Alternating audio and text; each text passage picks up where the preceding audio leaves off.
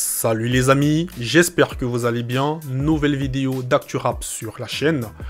Il y a peu de temps, Caris a été placé en garde à vue dans le cadre d'une enquête pour violence déposée par son ex-compagne. En effet les amis, selon les informations divulguées par le journal Le Parisien, l'enfermement de Zongolo Dozo dans les cellules de la police intervient dans le cadre d'une enquête judiciaire faisant suite à une plainte déposée par son ex-compagne pour fait de violence aggravée.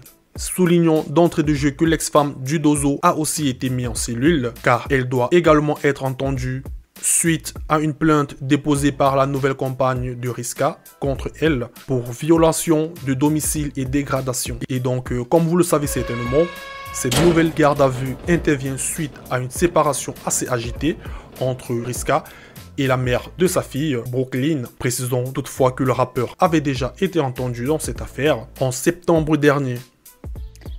Et voilà, comme je vous l'avais annoncé il y a quelques jours, j'avais compris la stratégie de Caris, c'était pour m'emmener dans un truc de justice en fait, donc c'était clair, net et prévisible. Donc là maintenant, il y a...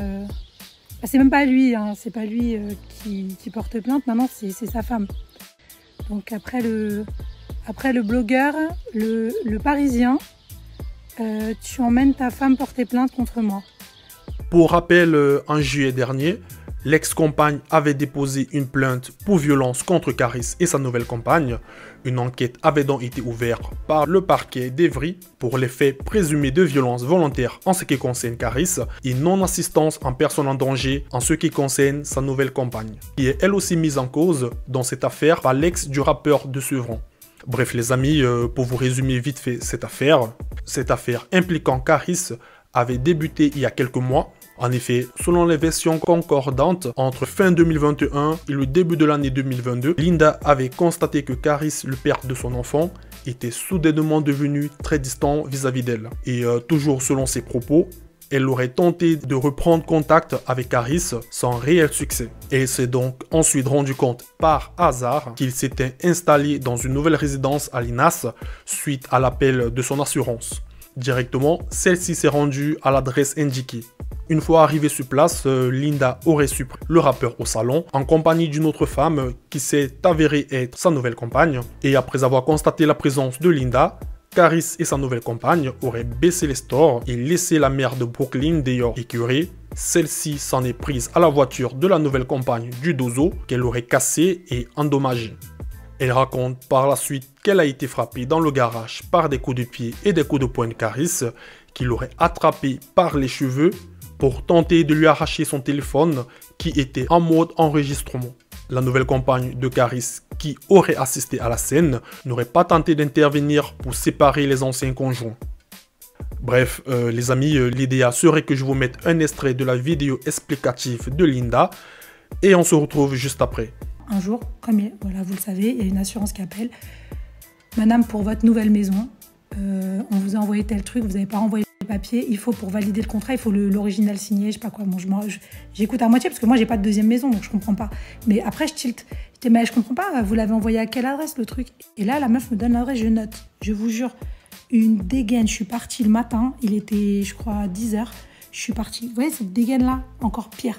Je suis partie avec ma voiture. Vous savez, quand ça fait des mois et des mois et des mois et des mois que votre vie, elle est en train de s'écrouler.